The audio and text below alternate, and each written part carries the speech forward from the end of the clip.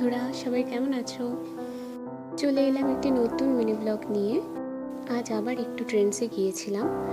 পুজোর আগে আমার প্রত্যেক বছর 2-3 বার ট্রেন্ডসে যাওয়া হয়েই থাকে। তো দেখো, ট্রেন্ডসে কিছু নতুন কালেকশন এসেছে, বেশ ভালো ভালো সুন্দর। তোমরা কোথায় শপিং করো অবশ্যই কমেন্ট করে জানিও। তারপর ওখান থেকে বেরিয়ে মৈত্রী সংঘের পাশ দিয়ে বড় বাজারে আমরা যাচ্ছিলাম।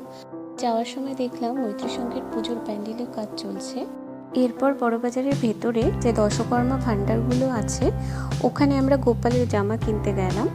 দেখো কি সুন্দর ছোট্ট ছোট্ট মিষ্টি গোপালের জামাগুলো, আমার তো সবই খুব পছন্দ হচ্ছিল।